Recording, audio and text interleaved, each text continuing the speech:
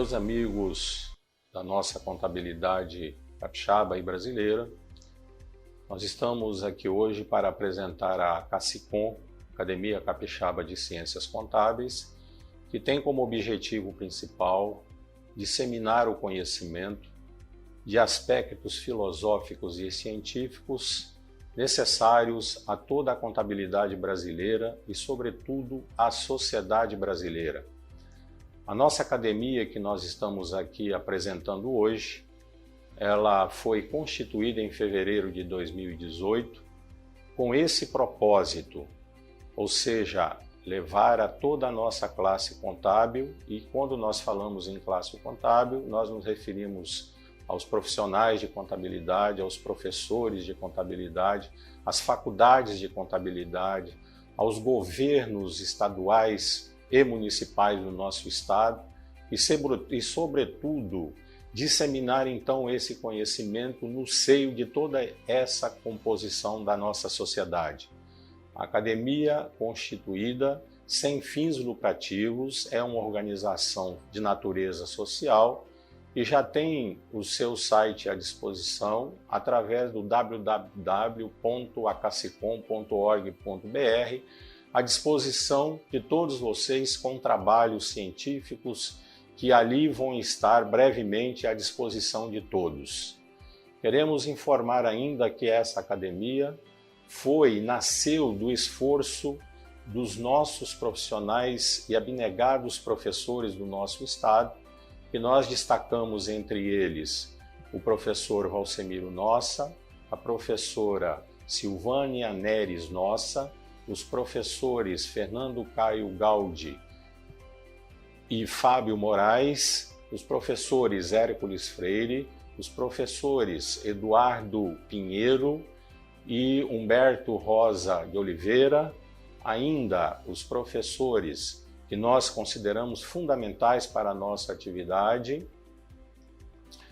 Eduardo Pinheiro, José Eduardo Zanotelli, José Elias Feres de Almeida, a membro do nosso Tribunal de Contas do Estado, Simone Velten, e esse pessoal, então, resolveu constituir essa academia, sobretudo com a necessidade de que ela faça o seu papel na nossa sociedade. Não podemos nos esquecer da professora Carla Tasso, que é uma empreendedora de natureza de levar o conhecimento aos nossos profissionais através da sua empresa.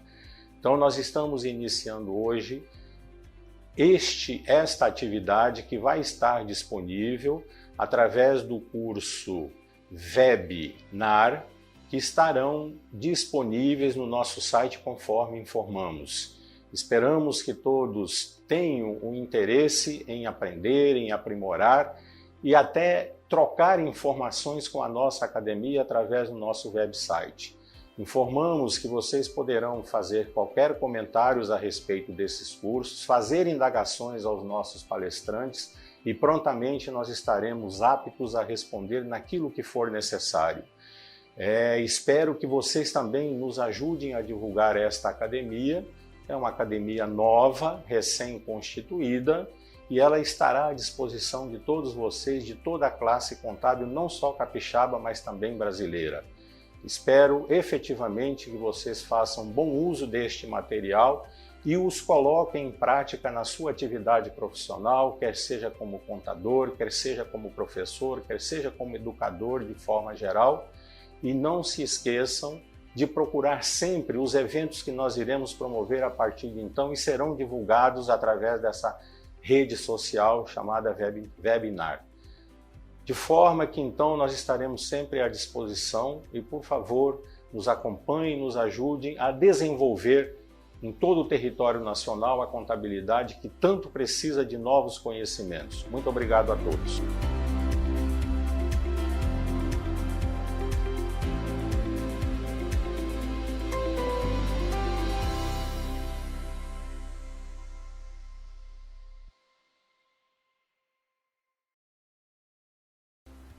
Olá, meu nome é Eduardo José Pinheiro e hoje vamos falar sobre metodologias ativas.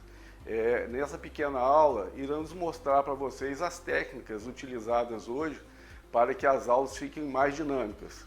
Espero que vocês gostem e continuem ou possam daqui para frente adotar essas metodologias.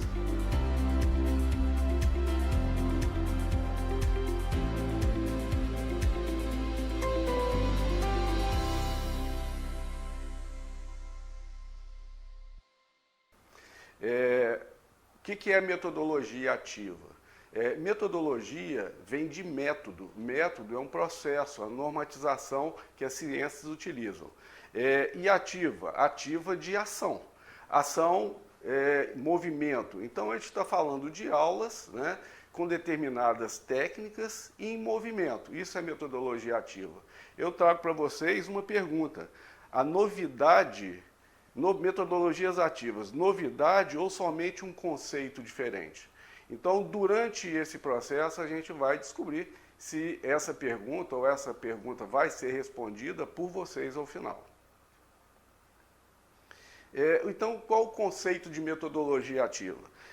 Segundo Leite, as metodologias ativas refletem sobre o papel do professor e do aluno no processo ensino-aprendizado. E buscando as mudanças, as práticas em sala de aula. Dessa forma, os professores agora tentam fazer coisas diferenciadas dentro da sala de aula, buscando essa ação, esse movimento.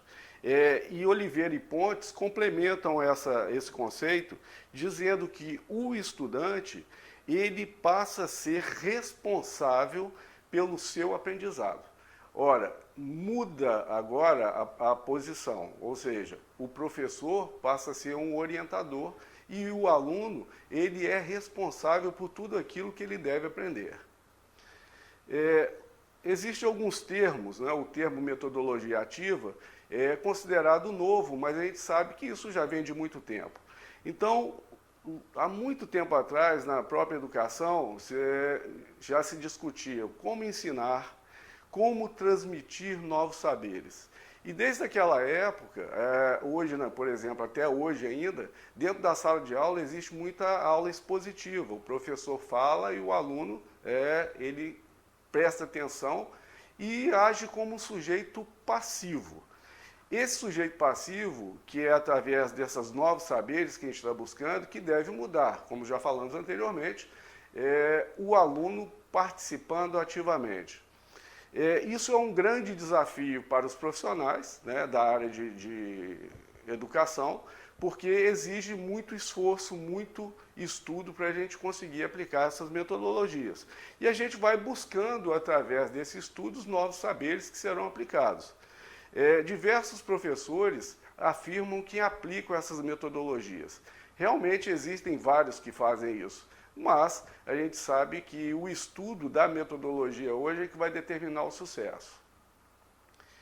Implicações das metodologias ativas na sala de aula. Para que isso aconteça, a gente precisa da universidade, das faculdades, orientem e facilitem esse processo junto aos professores. Por que isso? Se eles não quiserem fazer, dificilmente os professores conseguirão. Então é um conjunto, são professores, universidades, alunos, todos trabalhando no mesmo processo.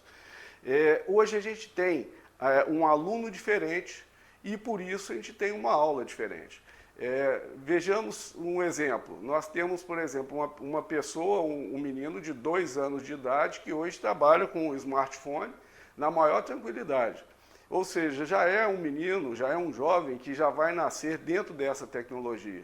Quando ele chegar na sala de aula, obviamente, eu não posso adotar critérios antigos, eu tenho que variar essa metodologia e trabalhar essa parte tecnológica.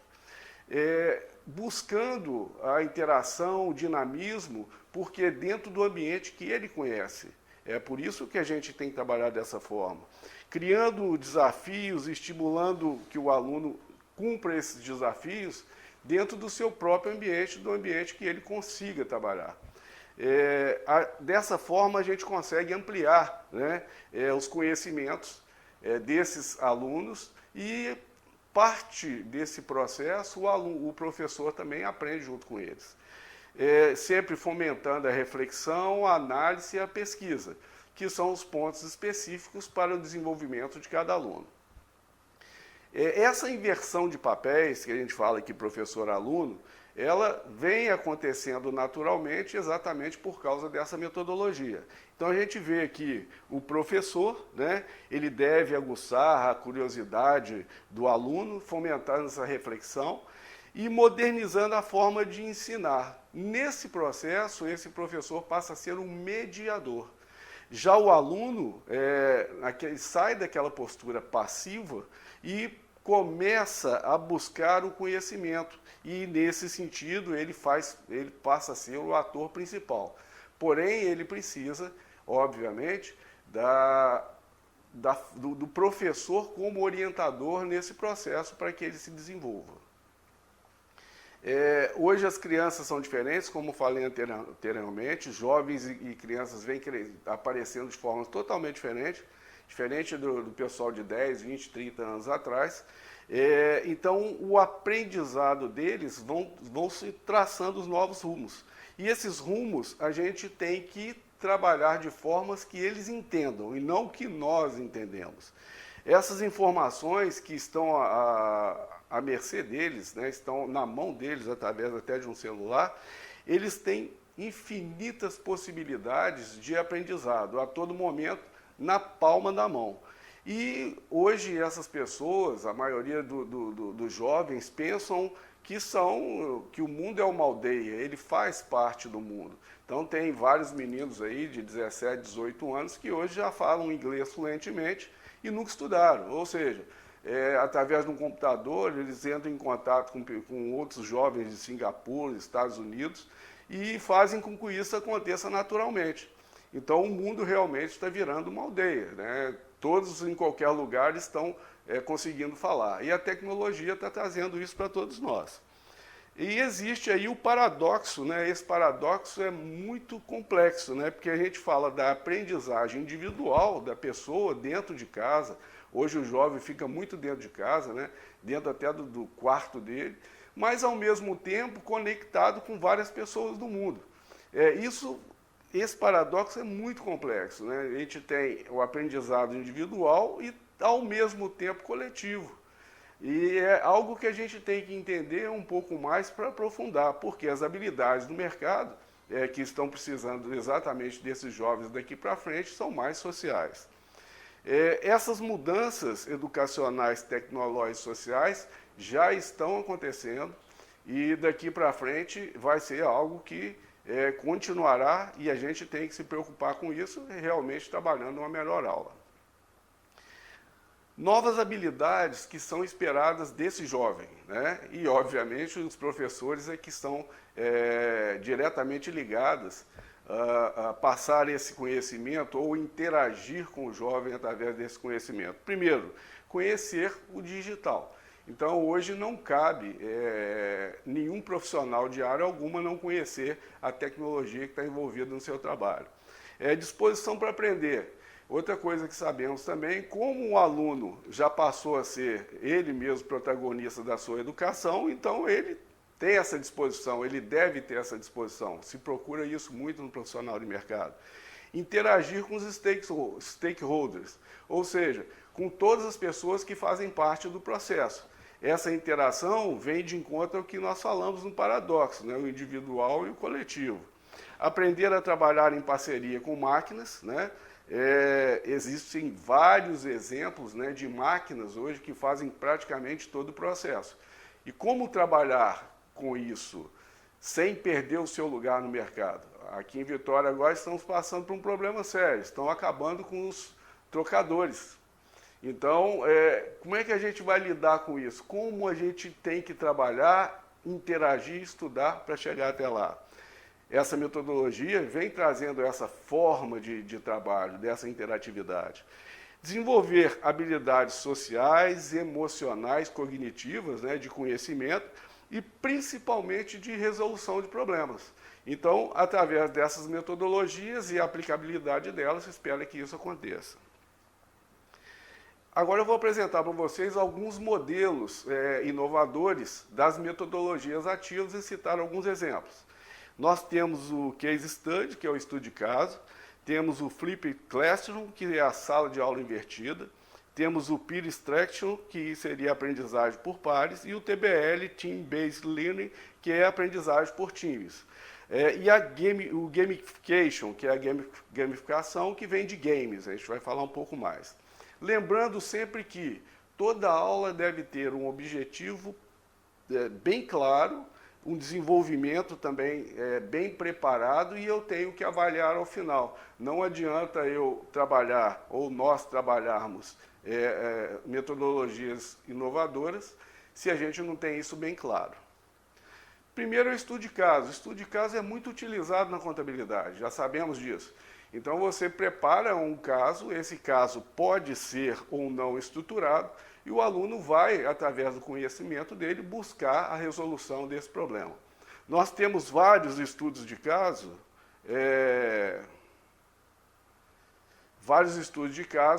e esses estudos de caso na contabilidade, eles são normalmente certeiros, já tem uma resposta certa, mas a gente tem vários também que a gente trabalha, a gente sabe disso, o pessoal da área contábil, que a gente trabalha com isso e faz com que eles busquem novas possibilidades.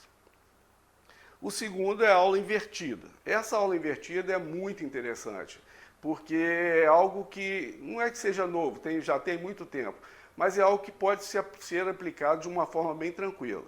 Normalmente, ele parte do e-learning, que é um ensino à distância, né? Então, a pessoa em casa, ele vai trabalhar, ele vai estudar a disciplina para depois ir à aula, né? E depois aplicar seus conhecimentos. Aqui nós temos um exemplo. Como funciona aí essa aula invertida?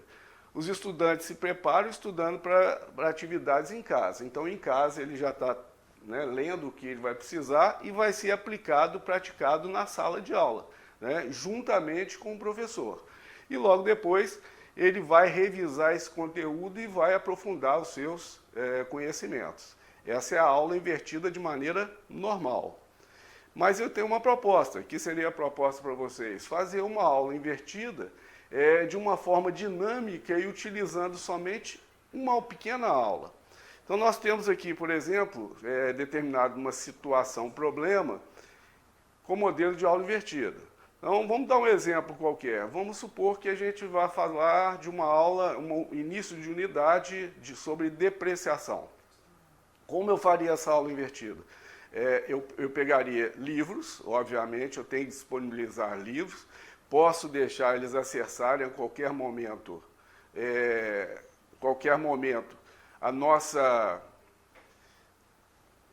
os nossos livros, o celular e tudo isso que ele tem à sua disposição. Ele vai estudar através de um problema direcionado, então eu posso perguntar o que é depreciação, quais os métodos de depreciação, como se calcula a depreciação, como se contabiliza. Ele vai desenvolver, ele sozinho, em grupo, com os outros, passando e fazendo e desenvolvendo esse exercício, e ao final eu posso pedir os grupos para apresentar e o professor fecha. Isso tudo tem que acontecer em uma aula apenas. E porque você inverteu a aula. É diferente, de você trabalhar lá fora, trazendo já o assunto estudado e depois resolver dentro da sala de aula. Isso é muito interessante, acontece comumente nas salas e a gente pode trabalhar dessa forma. Aprendizagem por pares. A metodologia Peer Instruction envolve pares ou grupos. Então, a gente vai trabalhar dessa forma, aplicando conceitos dentro de pares ou grupos, e esses grupos vão se unir dentro da sala de aula e vão estudar. Ocorre que Mansur e Sommer falam o seguinte: existe um método de passo a passo para que a gente possa interagir e trabalhar bem essa metodologia. Então, são 9 passos. O primeiro deles, breve apresentação oral da exposição do professor, ele apresenta oralmente. Segundo, pergunta conceitual, normalmente de múltipla escolha. Terceiro, tempo de resposta para o aluno. Então, fez a pergunta, o aluno vai responder. Depois, o uso de um sistema de votação. Essa é a novidade. Então, esse sistema de informação vamos falar daqui a pouco. análise das respostas, discussão das respostas, nova votação em caso de baixo acerto e apresentação da resposta e resultado de votação, terminando com a explicação da resposta. Então, o professor participa em várias etapas, mas quem desenvolve, na realidade, é o aluno. E esse sistema de votação, tem vários sistemas de votação no mercado, inclusive gratuitos. Eles são utilizados em real time, você coloca no seu computador, você lança a pergunta na tela e os alunos, através do celular, vão entrar e vão responder. E você já vai computando se os acertos foram pertinentes, se você tem que abordar novamente ou não. Nós temos eu trouxe para vocês aqui 2 sistemas, que são, o primeiro, o Mentimeter, que está à disposição de vocês, nesse endereço aí, e também o Socrative. Os 2 funcionam basicamente da mesma forma, simples de trabalhar, e você pode dinamizar um pouco a sua aula dessa forma, aplicando a aprendizagem por pares. Existe também o Team Basic Learning, que é a aprendizagem por times. Muito parecido, problema só que a diferença aqui, eu trabalho com grupos maiores, de 4 a 7, dependendo do tamanho da turma, né? É fundamental, nesse caso, que o professor se utilize da diversidade dos grupos. Tem várias formas de misturar esses alunos dentro da sala de aula. Um que eu gosto de trabalhar bastante é dar nome de coisas, de carros, de comida, e assim você vai pontuando cada aluno e eles vão, né, se misturando, e fica muito interessante. Essa aprendizagem por times, né, é um método também utilizado bastante no curso de Ciências Contábeis, que a gente pode levar para os grupos que a gente forma constantemente. E para essas técnicas, a gente tem variados outros tipos de metodologias que não precisa da tecnologia. Aí eu trago para vocês um site do Google, onde você vai ter essa relação toda para você pesquisar e se aprofundar. E trouxe algumas aqui, como o GVGO, que é o Grupo Verbalizador e Observador, Painel Integrado, Discussão Circular, Encadeamento de Ideias, né, que é o Brainstorm, o Método Casuístico de Harvard. Então, são vários que você pode não somente trabalhar dentro da sala de aula, como variar bastante a sua aula. E, por fim, a gamificação. A gamificação é nada mais, nada menos do que utilizar a sua aula e transformando ela num game, em algo lúdico, que vai fazer com que os alunos sintam-se prazerosos e vão motivar e engajar esse aluno nessa ação. Essa gamificação, ela pode acontecer de várias maneiras, e você também pode mudar isso a seu critério. Aqui a gente fala que a gamificação, ela não necessariamente precisa da tecnologia, mas se tiver tecnologia, é melhor. Eu trago aqui para vocês um exemplo sem tecnologia, onde a professora, ela, através de um clube de leitura, ela trata o game dessa forma. Como assim?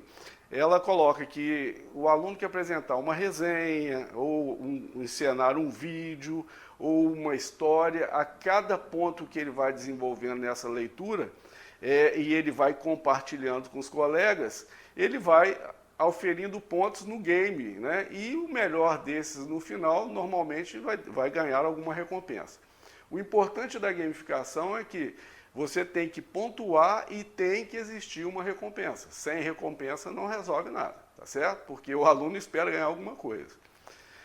Também a gente tem aqui alguns sites que vocês podem buscar, entre eles Nova Escola, o Playtable e o Engage. O Engage é uma plataforma profissional para empresas, mas você pode entrar durante 7 dias, é gratuito, e ver como é que funciona e pegar algumas ideias muito interessantes. Pessoal, muito obrigado. O que eu tinha para falar para vocês é isso. Aí estão meus contatos e tudo de bom para vocês. Precisando da gente, estamos aí nesse endereço.